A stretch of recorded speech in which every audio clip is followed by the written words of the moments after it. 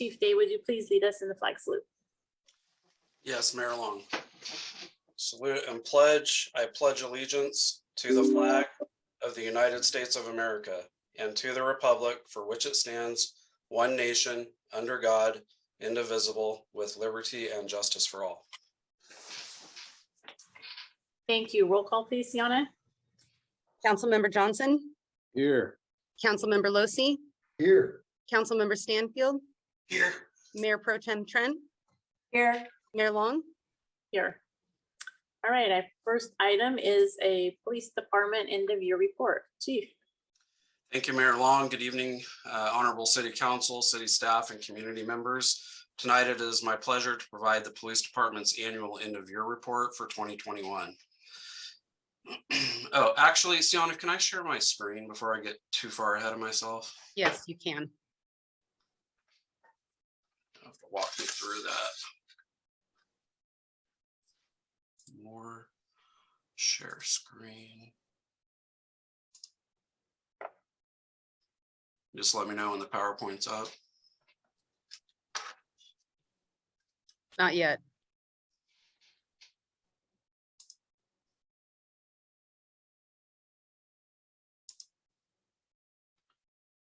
Says host disabled participant screen sharing.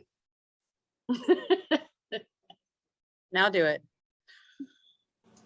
Sorry about that. All right.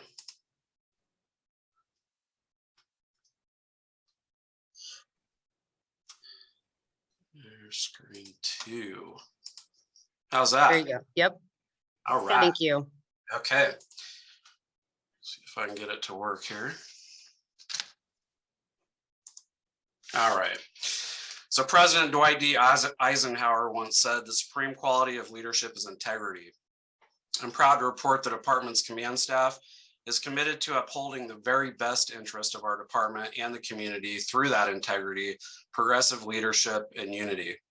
In 2021, the department hired Sergeant Joshua Finney, who has been an excellent addition to department leadership, exhibiting integrity and all of the behaviors that reflect the wholesome values of our leadership team. In 2021, the Fortuna Police Department continued to foster and maintain collaborative relationships with the community in order to maximize the quality of life for all citizens. Our mission is simple. It's to collaboratively and efficiently enforce the law, preserve the peace, reduce the fear of crime, and maintain order.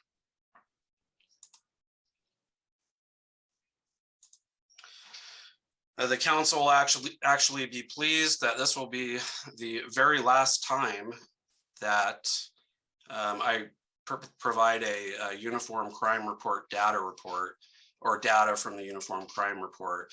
As you're all aware, in November of 2021, the department transitioned to what we refer to as the National Incident-Based Reporting System, or NIBRS. Going forward, council will receive much more significantly detailed reporting data from 24 different crime categories that will now be referred to as Group A offenses. The Part 1 crimes from the old UCR for 2021 are listed on this slide and were relatively low in all areas and comparable with historic totals of the past few years.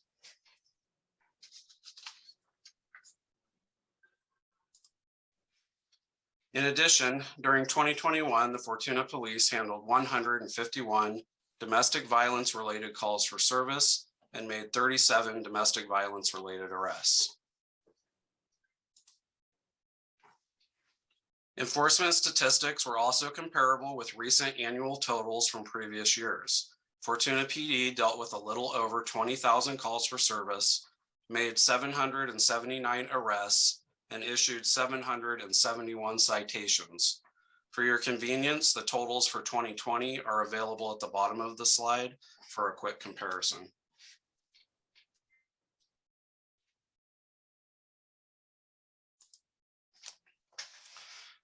The Fortuna Police Department maintains an excellent working relationship with the Humboldt County District Attorney's Office. To that feat, the DA filed charges on approximately 70% of the criminal cases that were taken by the department during calendar year 2021.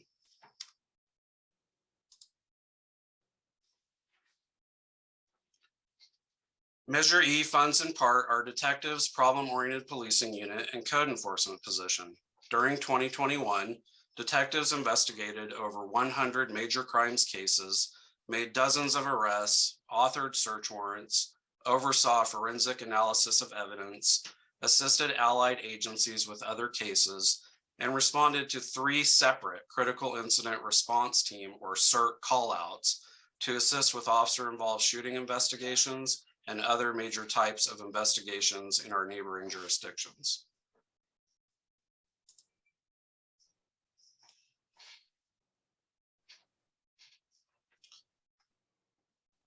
Our problem-oriented policing unit has continued to make an impact and will continue to champion new ideas for updating ordinances and procedures that increase the quality of life here in Fortuna.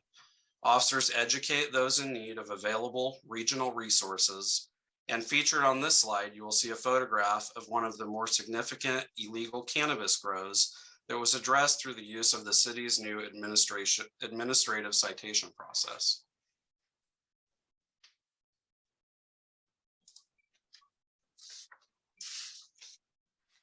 It is difficult to quantify the value that our code enforcement efforts bring to the overall quality of life in Fortuna. However, I'm going to give it a shot and make an attempt. I would like to submit to the council that these efforts are in fact invaluable. Code Enforcement Officer Wayne Hansen issued 46 abatement letters during the 2021 calendar year, towed 11 abandoned vehicles, absorbed all of the COVID-related complaints, and participated in a number of abatement processes, including cleanups, demolitions, red tagging, and voluntary compliance. The department also enjoyed an earmarked year of success with the positions that are funded by Measure Z. The Drug Task Force, for example, made over 80 arrests, seized 90 guns, just under $1 million in illicit drug money, and numerous pounds of controlled substances, which are broken down categorically on your screen. Our school resource officer received local, regional, and national attention during the year. Lindsay Frank was selected by the National Association of School Resource Officers for the Region 9 Exceptional Service Award. To say I am impressed with Lindsay would be a large understatement. It was a highlight of the year, and this award is especially impressive when you consider that she was the sole selection from 6 different states.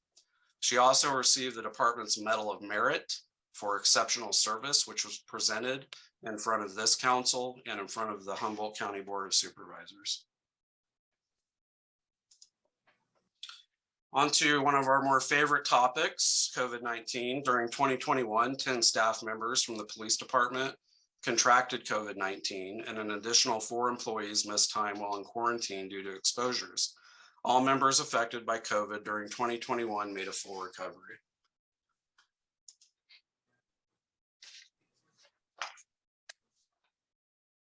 On to recruitment and retention. The department finished 2021 down 2 police officer positions and down 1 part-time CSO position. Dispatch was and remains fully staffed. We have made some rebound progress in the first 2 months of calendar year 2022 with 2 police officer candidates and a part-time CSO candidate in the background employment phase. New in 2022 will be the selection of a police recruitment team made up of a few department personnel, which will visit some of our more regional academies from time to time throughout the North State to attract interest and locate quality candidates.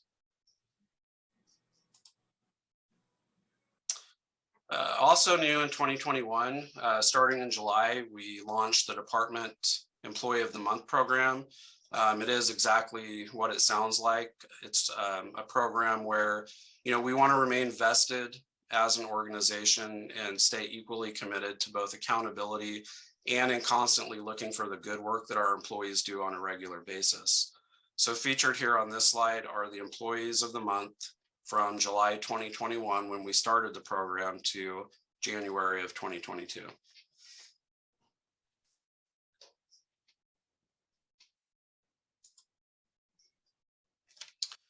The department also conferred its annual awards in December. All awards are decided by secret ballot based on descriptions and examples of award recipients. their work throughout the year and different characteristics that they have demonstrated. The only exception to this rule is the Chief's Award, which is something new to Fortuna Police Department. The Chief's Award is specifically selected by the chief for the member who has shown exemplary leadership during the year. And this year, I'm proud to announce that Sergeant Justin Primafori was selected, and he was the one that earned the Chief's Award for 2021. Sergeant Cadle was selected as the Employee of the Year, and K-9 Officer Dennis Stevens was selected as the Officer of the Year. He also received the VFW Exceptional Community Service Award. Tanya Cadle was selected as the Public Safety Dispatcher of the Year, and Linda Bergstrom was almost unanimously, that's a tough one, selected as the department's Volunteer of the Year. So one of the things I was personally most proud of in 2021 was the department's overarching motivation and dedicated drive to be extremely active in the community despite COVID-19 and its restrictions. Now more than ever, law enforcement and the communities they serve cannot have an us versus them mentality. Instead, departments and communities must share a true sense of unity and continually pursue authentic bridges of goodwill that will bring that unity to fruition.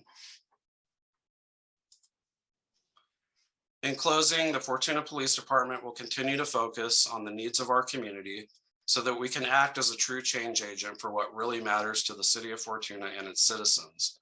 The department will continue to take a tough on crime approach and hold criminals accountable for the victimization of others. The department will also embrace new ideas, hold our values sacred, and serve Fortuna with honor, courage, and commitment.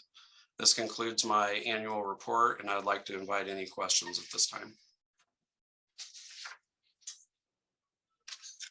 Thank you, Chief. Does anyone have any questions for Chief Gay?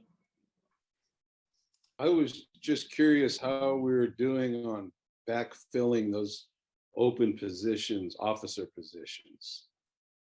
Yeah, it's a good question, Councilmember Johnson. We actually are in good shape. We have a semi-lateral candidate who he's worked for 2 different sheriff's office in a correctional capacity in Northern California. He's finished the academy and we are right at the end of his background. So we're waiting essentially on the medical to clear, and then he'll start the field training program. We also have another candidate who is self-sponsored but is local to Fortuna that is currently in the academy, and he's also currently in background with us. Awesome, thank you. Sir. Thank you for being proactive on that. Absolutely. Mike Losey. Thank you, Madam Mayor. Great report, great summation of the 2021 year. You guys have done an excellent job. Just can't applaud enough. I've got 2 questions. One, with regard to the administrative citations, I understand that we have collected fines for those. Do you have any idea of what kind of numbers we're talking about with those fines? You know, it's a good question, Councilmember Losey, and I do check from time to time. It's been probably a month or 2 since I checked last. There were a series of reminder letters that were sent out from my office, but I don't have the exact numbers in front of me, so I'd have to get that to you offline. Okay. And then could we get a quick update on the new police vehicles? Yes, so as everyone here, the council knows, we did execute the USDA grant for 2 new police vehicles.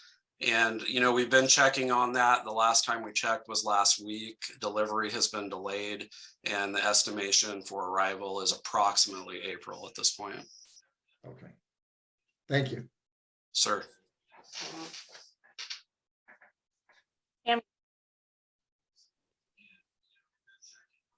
Thank you, Mayor.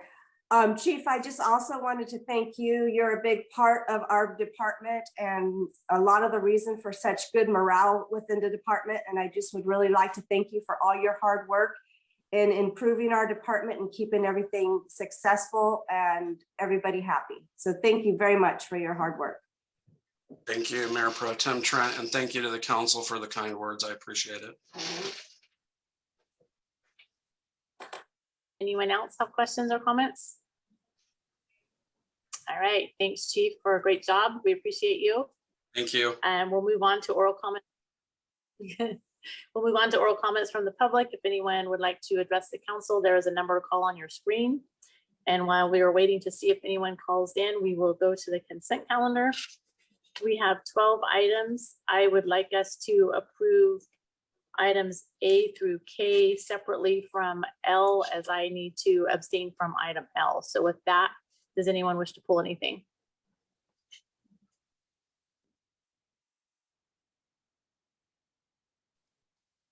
Madam Mayor, I will move to approve consent calendar items A through L.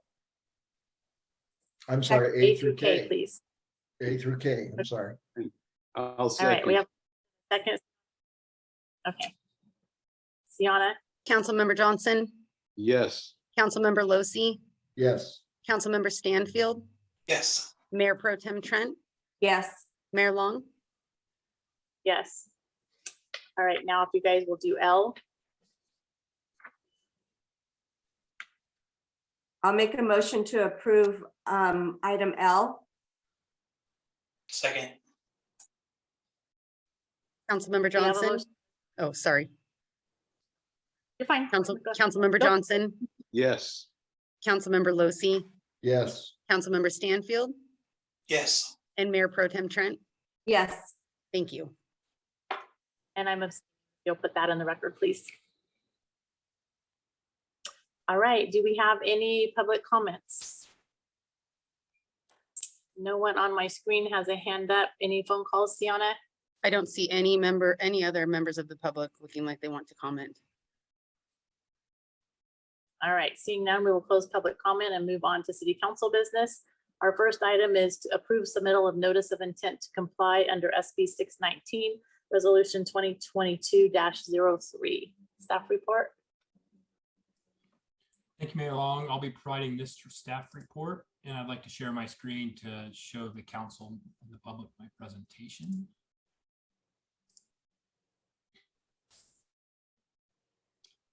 So the item is approval of resolution 2022-03. Excuse me.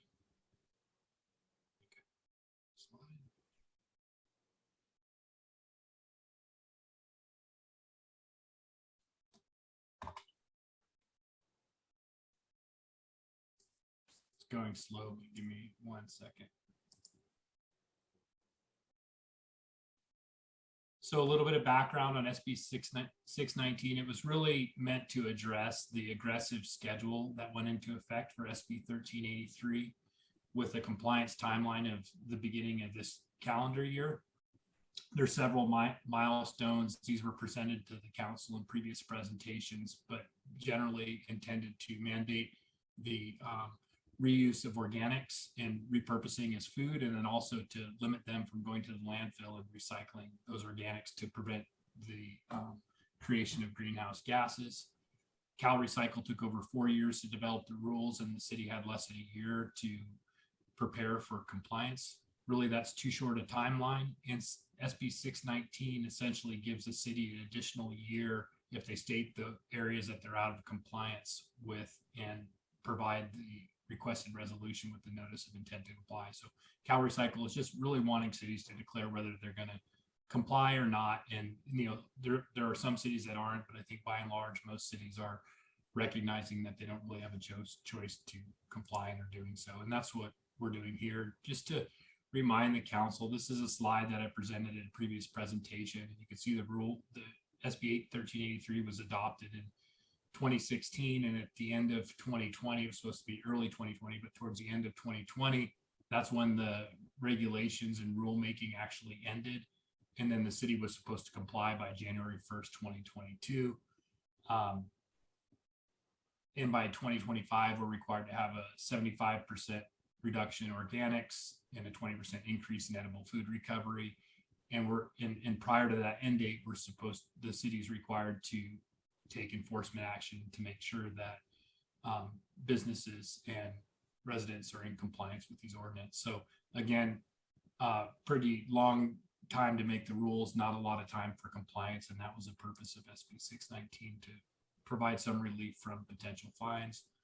Currently, the city's working with most of the other local jurisdictions to develop a comprehensive approach to complying with the milestones required by SB 1383. A copy of the notice of intent to comply form is attached as a staff report, and basically provides some of the milestones and dates that we expect to be able to comply with some of the initial steps that are due now. If the council doesn't approve the resolution, the city could face fines of $10,000 per day. That doesn't make sense at this point, considering that we already are making good progress towards compliance. Long-term compliance will be possible, but this is going to be an ongoing challenge with the required enforcement reporting. We're going to be updating the city's franchise agreement. We're going to have to find or develop some type of facility regionally to recycle organic waste. So there's a lot of work to do.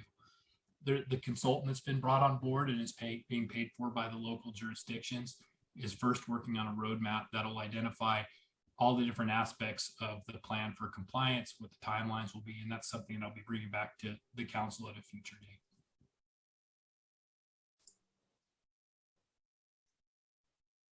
So with that, that concludes my staff report. I'd be happy to answer any questions, and recommended action is to approve the resolution and authorize the city manager to submit a notice of intent to comply. Does anyone from the council have questions? Mike Johnson, I see your hand is up. I decided to raise my hand instead of just talking this time. That's okay. just have has Recology ordered or got their hand in to order the vehicles yet? Yeah, my understanding is they have, and those won't be available until the beginning of 2023. My hope is to be able to update the franchise agreement to include the universal collection and the collection of organic waste by June of this year. Even though we won't have anywhere to haul the organic waste to, we'll have a provision that requires citizens to organic the waste, recycle the organic waste at such a time as a local recycling option is available. There is some consideration still of hauling it out of the county, but I'm not sure if that's something that we're going to move towards or not. So that'll be coming up when we discuss the franchise agreement in the future. But my understanding is they've ordered the trucks and the bins. And as you can imagine, when you have a statewide mandate, the demand for trucks and bins goes up. So it's going to be a long wait time. I wouldn't be surprised if we saw more legislation allowing more time for something like this. So everybody's trying to do it all at once. Yeah, this never fails. Is there an education component in what the consultant is laying out?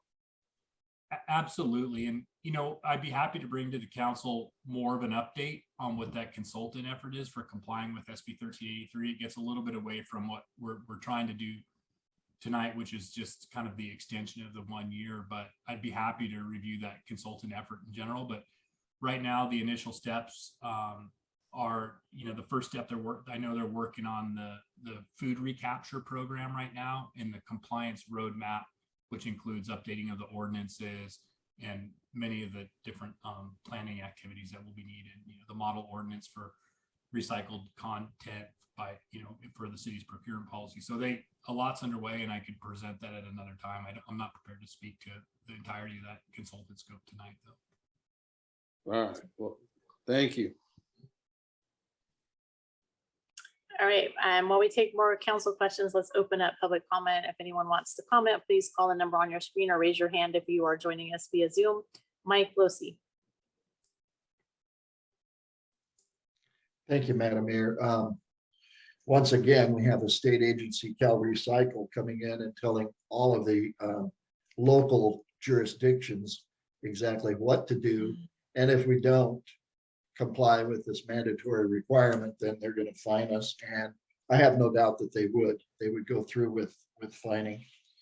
My question is, and we've probably talked about this in the past, if we have residents that have been doing their own recycling and have that ability, like there are bins, recycle bins that you can place in your backyard and do recycle, or not recycling, but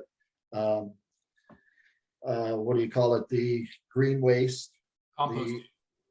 composting. That's it, composting. And they have these bins that you can throw garbage scraps and compost into. If people have those available to them, is signing up for mandatory composting required? Yeah, so universal collection is being interpreted as being required as part of the legislation under SB 1383. I think it'll be up to the city to think about how we implement that. And certainly for some people, it'll make sense for them to do their own composting. And when we get into our ordinance for the requirements in the city of Fortuna for recycling that organic waste, I think that's something we could consider is if people, want to provide an affidavit, or if they want to, verify, if they want to indicate that they are recycling their food waste at home. I think there will be an avenue for that, and we'll have to take that up when we deal with the city's ordinance. And with this legislation, I think it's something that'll fall under the enforcement piece. How do we verify annually that people are actually doing that if they are recycling or composting their food waste? So yes, I think that can be part of the solution, and those details will come when we look at our municipal code changes. Okay, excellent. Sounds like that there will be some wiggle room. I think it's important that people out there realize with the mandatory collection that a lot of this, the city's not going to have a choice on. But if there is some wiggle room with the composting, that might help a lot. Thank you. Anyone else from the council? I don't see any hands from public or phone calls, Sienna. No. All right, seeing none there, we will close public comment. We're ready for a motion.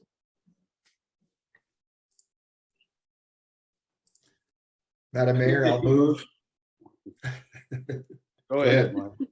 Okay. I make a motion, we approve resolution 2022-03 and read by title only with my mute off. Second. All right, Sienna, we have a motion and a second to approve resolution 2022-03. Resolution 2022-03, a resolution of the City Council of the City of Fortuna, authorizing the city manager to submit a notice of intent to comply under SB 619 to Cal Recycle. Councilmember Johnson, Yes. Councilmember Losi, Yes. Councilmember Stanfield, Yes. Mayor Pro Tem Trent, Yes. Mayor Long. Yes. All right, thank you, Sienna. Our next item is approval of the April 1st, 2022 to June 30th, 2024 Memorandum of Understanding concerning working conditions, wages and benefits with the Fortuna Employee Association and Fortuna Police Employees Association. Do we have two separate resolutions, Sienna, right? We need to do them one at a time. We have We have one resolution. Oh, there's just one for both of them. Okay. There's so many pages that So the resolution is for the unrepresented employees. These are just, this is approval of the MOUs, not a resolution. Gotcha. Okay. And I've lost my place. Hold on. Okay. I don't even know where I'm way not in the right place. So you're looking for the staff report now. Yeah, I touched my thing and I went to who knows where land. Okay. Okay, I am there. So Merritt, staff report, please. Thank you, Mayor Long. So again, I won't repeat, but the recommendation is to approve the MOUs for both of them as one, both the Fortuna Employees Association, FEA, and the Fortuna Police Employees Association under one motion, and that would extend from April 1st, 2022 through June 30th, 2024. A little bit of background. This was it. Well, before we get to the background, I will say that I have our city clerk, Sienna Emmons, who was a huge assist. She really helped to orchestrate the whole process. She may be able to provide answers when we get to them on the MOU. We also have our finance director, Eric Bemley, who ran a lot of the numbers. So if we get into details on this, I'll be relying on both of them to help provide information and input during the staff report. A little bit of background. This is something that I shared with the council and the bargaining units during the negotiation process, but we're in extremely difficult climate for an employer to hire employees. That's not just our city, it's all the cities and many businesses, not only in California, but across the country. One of the things that made this year particularly challenging is a lot of the other cities and the counties gave pretty significant raises for their employees, including a 4% for 3 years for a total of 12% in Arcata, Eureka 5% for 3 years, or a total of 15, and the county 24% over 3 years to their safety employees. So tough climate. A lot of those other agencies are looking to attract lateral transfers, and laterals are people at an equivalent position to move from one agency to another. So it's a real threat, especially at a time when it's hard to hire people in general, but to lose experienced people in a competitive market like this really can have severe consequences for the city. One of the main ones is it takes a long time to equip and train somebody. We've estimated it costs between $25,000 and $50,000 to have an officer on the street. And that could even include paying for their training time at the academy. And there's not a lot of police officers there. So safety employees severely impacted and difficult to find right now. There's also inflation, which is increasing the expectations of our employees to see some type of increase, and not just a small increase. When we see numbers of inflation over 5%, people are responding to that. They're feeling the pinch at the gas pump, and our employees have pretty high expectations. And then we've had a difficult time recruiting. So that's a little bit about the climate that we're in and some of the challenges that made this a difficult negotiation. The current MOU with the bargaining units, both bargaining units were both going to expire on June 30th, 2022. One of the reasons that we wanted to have an April 1st implementation date on the new MOU, so we don't lag too far behind the other agencies, i.e. their raises have gone into effect and ours wouldn't. So we didn't want to wait until till June 30th to put these in effect when those other agencies are already seeing increases.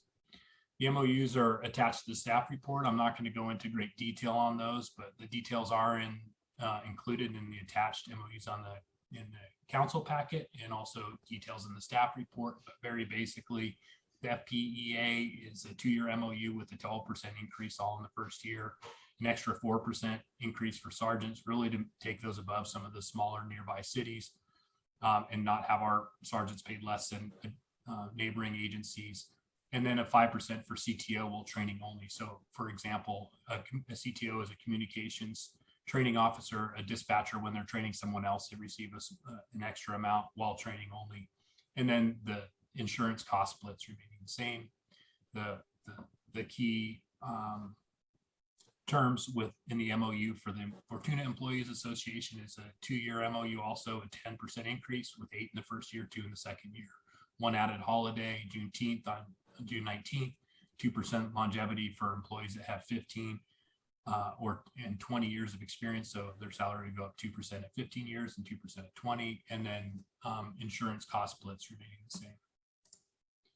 This is just an example of kind of where the city was at. I'm not going to go into a detailed, comp analysis, but I just wanted the public and the council seeing this, but the public to be able to recognize where we are. If you look at this first two columns here, you can see in 21-22, these are Fortuna up here in this peach color, Arcata blue, Eureka yellow, Riddell green, and the Sheriff gray. And you can see these differences are what the city is paying their police officers. And again, this is just one position, but currently paying 20% less than Arcata, 19% less than Eureka, 5% less than Riddell, 15% less than the Sheriff. And this projects what the other agencies will be paying with their approved raises, and then what the city approved in the MOU. And you can see, Fortuna's consistently been below the other cities. It'll probably won't be different in the future, but you can see with this raise, we get a lot closer to within 12% of some of the bigger cities like Eureka and Arcata, and then actually paying better, which is reflected in a -% here than Riddell, and then still 11% below the county. But those other raises go into effect for other cities, we start to get closer to the higher percentages. So really tough. And this is just one of the things to help explain why we felt like we had to do so much to keep those safety officers in this round of negotiations. How are these salary increases going to be paid for? Really, the sales tax is really the driving economic engine in a lot of ways for the city. There are other forms of revenue, but they're less significant, such as property tax and TOT. But we've seen a steady increase in sales tax, and those increases in projected sales tax are how these increases in salaries will be paid for. And in the bottom is just a chart of what our revenue projections are for sales tax over time. And we have been seeing those increases this year. And last year, there was a big spike actually during COVID, which wasn't expected. So we have pretty high confidence in our sales tax consultant has traditionally been conservative with these estimates. And we don't expect that to be different. That said, the economy is uncertain. There's a lot of things in the world that can happen, but we're fairly comfortable at this point that those increases in sales tax will cover the salaries that are increases that are included in the MOU. So with that, that concludes my staff report. The recommended action is for the council to approve the memorandum of understanding between the Fortuna Employees Association and the memorandum of understanding with the Fortuna Police Employees Association for the term beginning April 1st, 2022 and going through June 30th, 2024. And that concludes my staff. All right, report. thank you, Merritt. We'll open up public comment. Sorry. We'll open public comment if anyone from the public wishes to comment. Call the number on your screen or raise your hand if you are on Zoom with us. And does anyone from the council have questions at this time? Mike Closey. Thank you, Madam Mayor. Merritt, either you or Aaron might be able to answer this question. The estimated tax increase for 22-23 looks to be both the Bradley Burns sales tax added to the Measure E sales tax total increase or expected increase of $493,000, where with the FEA and FPEA increases, those amount to $573,731, which is about $80,000 difference. Where would that additional funding come from? Could you explain that? Aaron, do you want to take a cut at this one? I think there's a mix up between the years and the total amount, so I'll let you. So the numbers that were included in the staff report is the total cost. So that included not only general funds, which is where sales tax goes to, but also our enterprise funds, which includes water, wastewater, transit, and a few other smaller funds. And so the amount that's coming from our enterprise funds, which is mainly water and wastewater, is about $140,000 of that total amount included in the FEA, FPEA, and unrepresented. So that leaves the total general fund portion of about $430,000 below that $493,000 sales tax amount. Okay. Thank you. That answers that question. I appreciate it. Anyone else have comments or questions? Anyone from the public have comments or questions? Nothing on my screen, Sienna. No, ma'am. Nothing. All right, let's close public comment. And if no one else has questions or comments, let's have a motion. Madam Mayor, I'll go ahead and make a motion to approve the memorandum of understanding between the city and Fortuna Employees Association and the memorandum of understanding for the Fortuna Police Employees Association for the term of April 1st, 2022 through June 30th, 2024. Second. All right, we have a motion and a second, Sienna. Councilmember Johnson, Yes. Councilmember Losi, Yes. Councilmember Stanfield, Yes. Mayor Pro Tem Trent, Yes. Mayor Long. Yes. All right, our next item is establish and authorize, nope. Oh, yes, establish and authorize supplemental compensation and benefits for management and confidential employees, resolution 2022-04. And did everyone get the revised resolution from Sienna late this afternoon or sometime this afternoon? Did everyone see that? Okay. Staff report, please.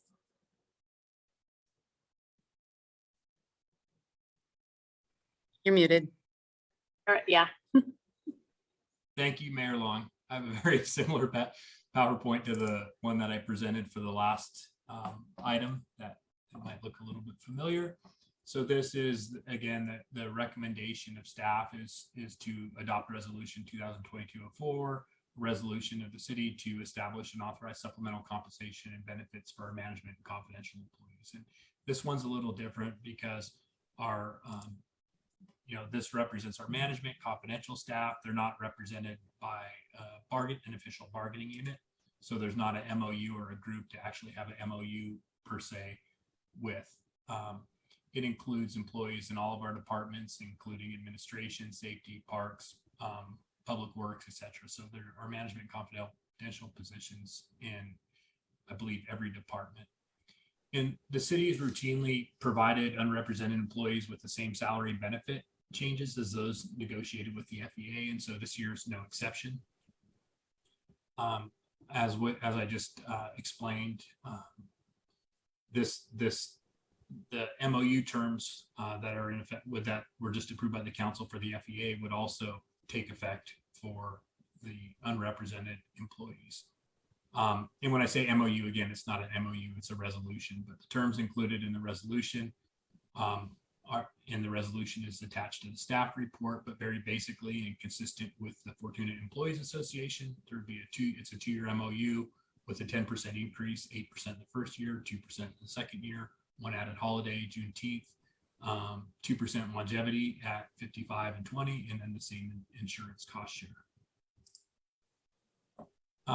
Again, the fiscal impact, we just went through it, but it's similar to the last. We're counting on the additional sales tax to cover the salary increases. Again, the projections have been by our sales tax consultant have been consistent and are generally conservative, and we've seen those increases already over the last couple of years. And then the table provided with your staff reports provides expense estimates for the next 2 fiscal years. So that concludes my staff report. With that, I'd be happy to answer any questions. Does anyone have questions for Merritt? I was just informed that we don't have a number on our screen to call. That it's not showing up on the public TV. Sienna, do you have that? Can you rattle that off? I do. The telephone number you can call is 1-669-900-9128.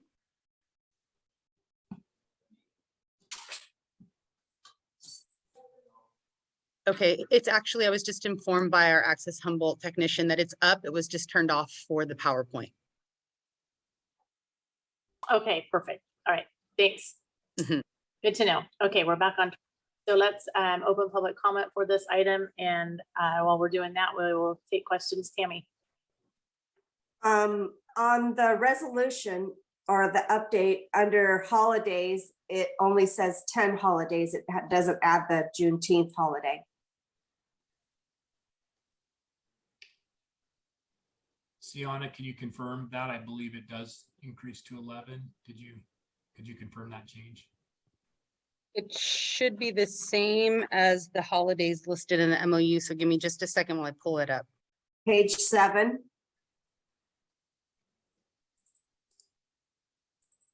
And I'll look for it at the same time.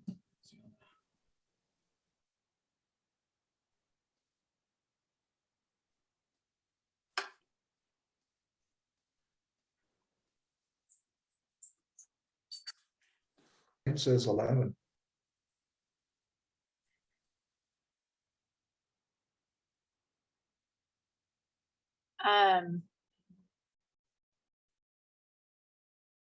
It has There are only language, 10 listed. there's language in there that says, and any other day proclaimed by the Fortuna City Council as a public holiday. We're missing Juneteenth in that one, Sienna. All the other ones say 11 holidays and include Juneteenth, or the other one says 11 holidays, including this. This one does not. Got it. So I will make that revision if you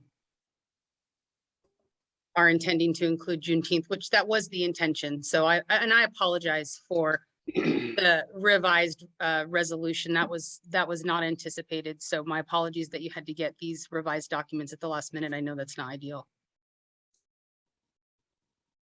That's okay. So change that to 11, add Juneteenth, and then the next number 2, you need to change the 10 to 11 there as well. Got it. Okay. Any other comments or questions from the council? Tammy, was that it? That's the only one I saw so far. Okay. Anyone else? All right, seeing none, and I don't have anyone from the public raising their hand, so we will close public comment and entertain a motion. I'll make a motion to approve memorandum of understanding between the city of Fortuna.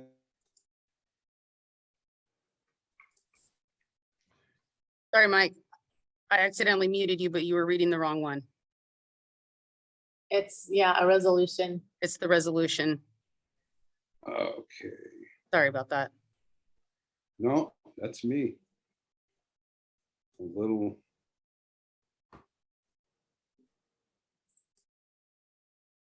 Motion to adopt resolution 2022-04 and read by title only. There we go. I'll second. All right, Sienna, we have a motion and a second. Resolution 2022-04, a resolution of the City Council of the City of Fortuna establishing and authorizing supplemental compensation and benefits for management and confidential employees effective April 1st, 2022 through June 30th, 2024. Councilmember Johnson, Yes.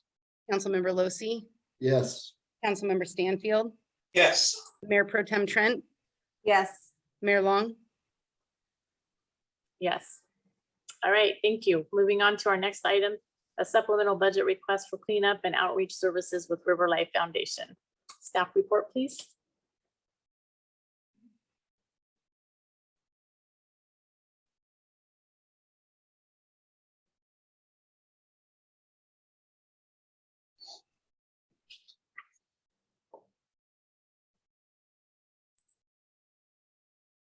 Sorry, I have to unmute. Technical difficulties.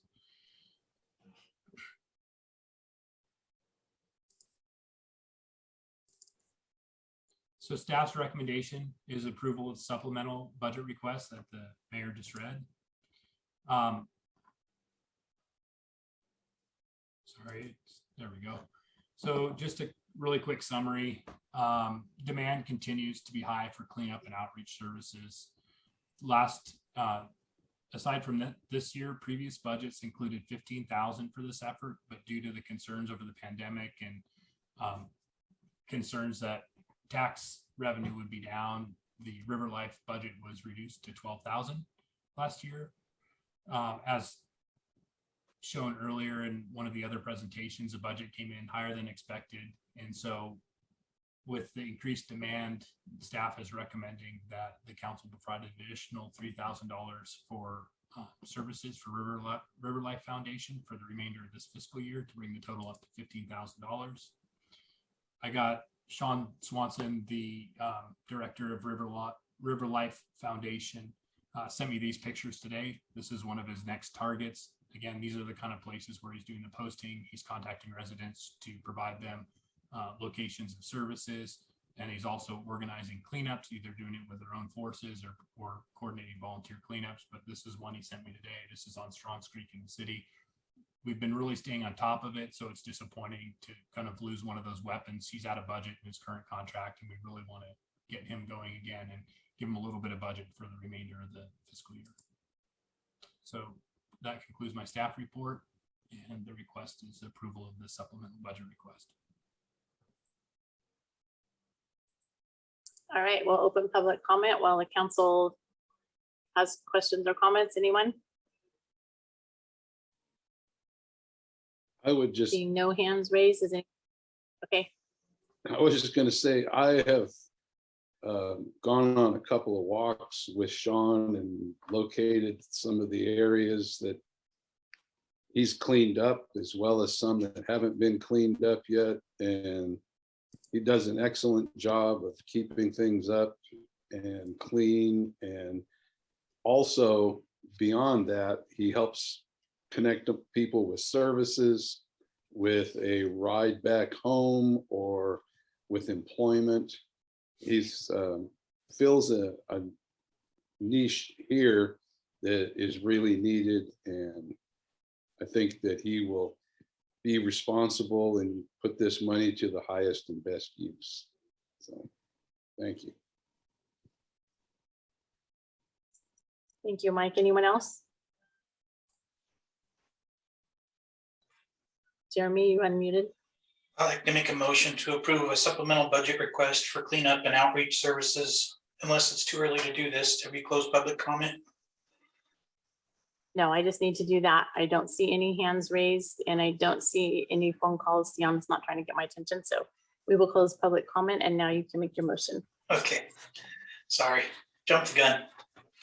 That's okay. I'd like to make a motion to approve a supplemental budget request for cleanup and outreach services with River Life Foundation for $3,000. I'll second it. All right, we have a motion and a second. Sienna?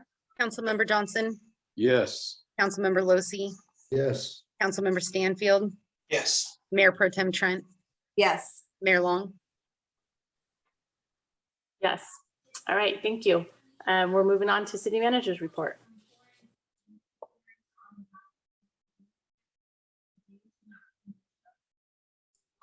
Thank you, Mayor Long. I promise this is my last PowerPoint presentation of the evening. I think it works well for the city manager's report with be able to show people the meeting dates instead of just kind of rattling them off. So I'm going to have one more presentation for you tonight. First, I'd like to review the upcoming meeting schedule. Our next council meeting is on March 7th at 6 o'clock p.m. Next planning commission meeting is on February 8th at 6 p.m. Our next Measure E committee meeting is on March 15th. 5:30 p.m. and our next Roanoke Community Recreation and Park District meeting is April 6th at 2:30. For the time being, all these meetings are on Zoom. Our city clerk, human resources director, and IT manager is working diligently on getting our council chambers up to speed for hybrid meetings. So we hope to be able to provide the council some options for different meeting formats in the future. So those may be subject to change for some of the meetings that are further out. I just had So a, Merritt, real quick. Yeah. Merritt, planning commission is March 8th. oh, planning commission is on, yeah, sorry, March 8th. Yes. Thank you. Okay, I just wanted to go over a few things. One of the big ones is we're doing something new. We're paving at night tonight on Riverwalk. That area is predominantly businesses. And so our general services superintendent, Bob Natt, is out there tonight and in talking with our contractor, Mercer Frazier. They really thought that would have the less impact to the public to do that at night. So they're out there paving Riverwalk. I think as we speak, they should be out there. And so I just wanted to make sure the public was aware. They're planning it for 2 nights. It's possible that it could go to a third, but they will be restricting parking in certain areas. So please pay attention if you're down there. They're going to do northbound the first day, and then they're planning to do southbound the second day. And just to remind the council, they did do a pretty good outreach. They submitted letters to all the properties, and they visited a number of the businesses really just to talk to them and hear their concerns in advance. So far, so good. Paving's a tough thing because we can't always provide access 100% of the time. When you're paving somebody's driveway, you can't drive on it at the same time. So inevitably, people are inconvenienced. And so I just wanted to make the public aware. If you can avoid going down there, avoid it. And if you do need to go, just be aware of some of the restrictions, and it's going to take you a little bit longer. Bird Scooter update. We heard from Bird Scooters. We had an MOU with them last year to do a launch and get some of the scooters out there. They had a difficult time maintaining a fleet manager. So they expect to relaunch again. sometime soon. We haven't heard from them, but we would expect that anytime. They're going to send a new fleet of bird scooters. And again, we're hoping to have those provide, a local transit option, maybe the last mile between transit and homes or people going around town. It was exciting to see it launched. It was disappointing when they went away. So we hope to see those come back fairly soon, and we can finish our 1-year MOU, which would end at the end of this calendar year, and see if they're a good long-term fit for the city or not. I was fortunate to be able to present to Kiwanis today with Councilmember Johnson. It was a real pleasure to meet the folks in Kiwanis and be able to provide them an update on city projects, some economic development, mill site planning. And I was surprised how interested they were and supportive of the pool effort. It made me hopeful that maybe, this will be the time for the Rona Rec District to be successful with an assessment or a tax to actually build a pool. So anyway, nice group of people, and it was nice to share with them what's happening in the city. I also met with the consultants. If the council recalls, Retail Strategies is a consultant that the Chamber of Commerce, and really led by Renee Lindsay, put this effort together to really pursue a firm to attract more retail businesses to the city. And so I think we're starting to see some of the payback. They're making some good progress right now, but they are in discussions with several businesses. It's really interesting. I can't tell the council and the public what they are, but there are a number of businesses interested in locating within the city. One of the challenges right now is they're having a difficult time finding suitable locations. So some want to be near freeway, or they want to be in already developed commercial subdivisions.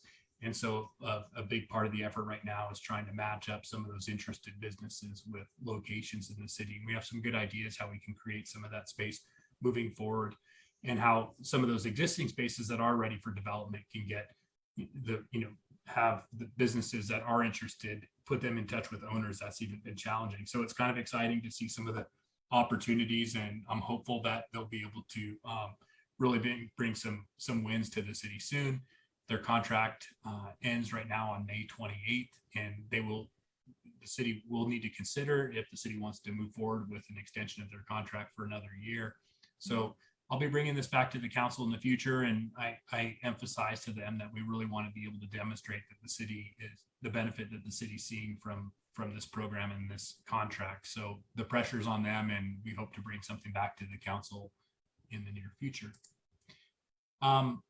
In the not so good front, we received a copy of a letter that the Department of Finance sent to the auditor controller, letting them know that they couldn't calculate or distribute some of the proceeds from the redevelopment property tax trust fund. This is a pretty big deal. They could jeopardize between $200,000 and $300,000 payment to the city. That's a pretty big number for our budget, and it would be a really big hit, especially if those funds can't be recovered. So we're concerned about it, very concerned. Our finance director is working on communication with the auditor controller. They're working with the city of Eureka that's in a similar situation.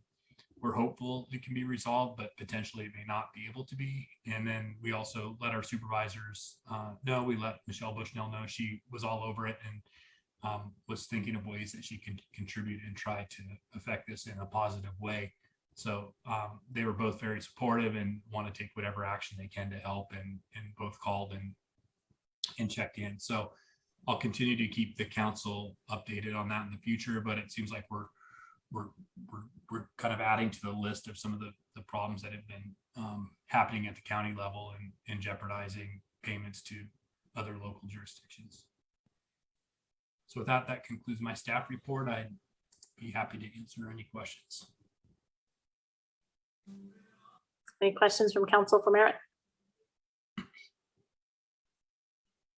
All right, seeing none, we'll move on to future agenda items. Anything new? Oh, Mike got his hand up. Sorry, Mike.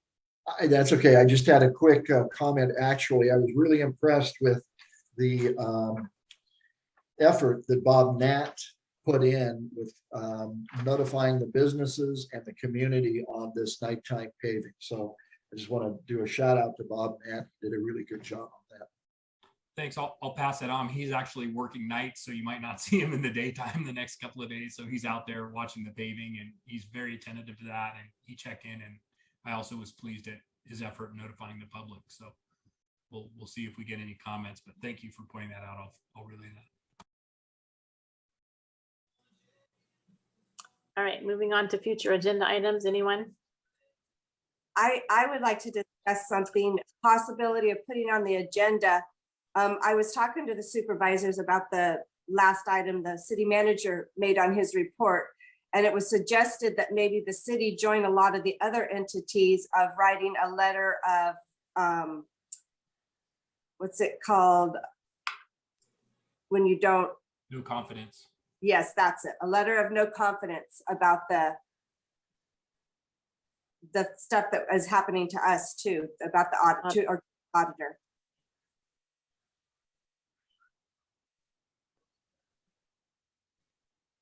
Okay, I think that's something that they could just bring back to us as an agenda item next meeting.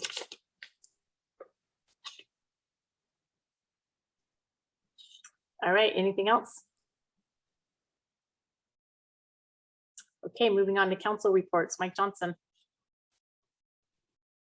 Okay, I had a transportation, communication and public works policy committee meeting with League of California Cities, and we outlined our work plan for the year. We reworked some language in some of our policies that go back up to the Cal Cities board. And we got some updates on some legislation. And one of those items is a broadening of the certified payroll, prevailing wage section of things to include fire mitigation, chipping, chainsaw, tree falling, that kind of thing. And as it's written right now, it includes the inmate work crews would be getting prevailing wage for what they do. And we don't really have that around here anymore, but the people in Paradise and Shasta and the areas where the fires burned through last year, where they're doing the cleanup and mitigation efforts, it could, if this legislation goes through as written, it could impact them. So that's something to be looked at on the horizon. Also had a HCOG meeting, and we approved the local transportation fund claims and the allocations, the overall work plan, which is kind of the budget and direction we're taking next year, that was approved, and got those things done. And we're looking at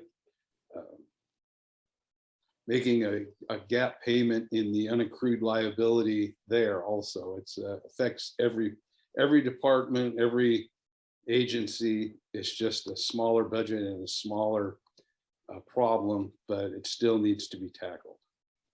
And with that, I will let that be the end of my report this time, especially since my notes are at home and I'm in Sacramento at the moment. So thank you. Thank you, Mike. Mike Losi. I just had a real quick question for Mike Johnson. Do you know if that wage legislation would include the sheriff's work alternative program? Was there discussion about that? There was no discussion about a local level swap program like that. Okay, all right. But it doesn't mean it's not in there. It just might have been Right. overlooked. But at this moment, no, that was not discussed. It would have a huge effect on that if it was part of that legislation. Yes. I don't have much to report. I've got an RCEA meeting coming up on Thursday, and I haven't attended any other meetings, so I'm done. Thank you. All right, thank you, Mike. Jeremy. So Parks and Recreation was supposed to meet last Monday, but everybody decided they want to spend Valentine with their sweetheart. So they didn't have any action items and chose to postpone their meeting until the next quarter. But in reading some of the staff report from Parks and Rec, it's always impressive to see how many balls are being juggled in the air at once with that department. They are always moving and shaking. So good job to Cameron and his crew for all the work that they do to keep Fortuna beautiful and things moving seamlessly. Like, you would never know it, but they re-epoxied the floor in the cook shack. Well, nobody thinks that it just happens, right? So those kind of things are happening all the time, and I just really appreciate all their efforts. On the FBID front, our president was nice enough to give me some notes. So we are very excited. During the consent agenda, we approved an appointment by the mayor of Amanda Phillips as the newest citywide board representative for FBID.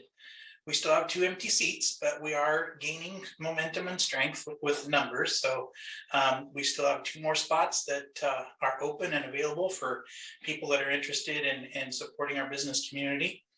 The downtown merchants hold their monthly meeting tomorrow morning at 8 a.m. The new executive director, Kaylin, is doing really well. She's been helping finalize the transfer of the People Mover trailer to the city. And she's updating FBID's database of business contacts. She's working on coordinating with the city on FBID's inventory of banners and the schedule of when they should go out on Main Street. And she's helping our board craft a new plan on how to fulfill the FBID purposes outlined in the ordinance with the city. Our next regular board meeting is on March 10th at 2 p.m. And yeah, if anybody wants to be part of that group, we've got some good, enthusiastic, intelligent people working hard, and would love to have 2 more bodies of quality candidates. But yeah, just appreciate her, appreciate Kaylin stepping in and just hitting the ground running. And they're small steps to start, but they're impactful steps. So I'm looking forward to seeing how this moves forward. That's all I have for business. That concludes my report. All right, thank you, Jeremy. Tammy. Thank you. A little follow-up on Jeremy's. Just a question. Have the FBID audits been finished? And if so, is there a report on them yet, or what's happening with that? Do you know? We made our final payment, but I have not seen the report yet. So more to come on that very soon. Okay, and then to my report, the Measure Z, the county's tax measure, all of those meetings will be starting in November. I applied and was accepted to be on that committee. I'm a alternate this year, so I'm not a voting member. But for any of the things the city asked for, the measure or the school resource officer and the drug task force officer are up for renewal, and a couple other things. So if you see your supervisors or want to make a call to your supervisors, telling them how important those positions are to our city, please do. And I will keep you informed on how those meetings will go. And that's all I have to report for tonight. All right, thanks, Tammy. I attended the dedication by the Native Sons of the rodeo grounds last Saturday. That was a fairly good turnout. Roy Curlis, of course, was there as Roy's and everything rodeo, and I don't even know how many years they said he had been on the board, but it was impressive. Mike Johnson was there, of course, and they put a nice plaque on the front of the stand. So if you're down there, go read it. I took a picture, but I don't know where it is right now. We have some new businesses in town. There were some ribbon cuttings for the Humboldt Brow Gal and for Dreams by Diaz. And Redwood Thrift has a new location at 167 South Fortuna Boulevard. So if you go into the little shopping center by Sport and Cycle and Lost Cause there and you don't see them, they have moved. They are still in business. REDEC meeting next week on Monday night, and that's all I have tonight. So with that, I think we can entertain a motion to adjourn. I make a motion to adjourn. Second. All right, we have a motion and a second. All in favor? Aye. Aye. Hi. What, no closed session?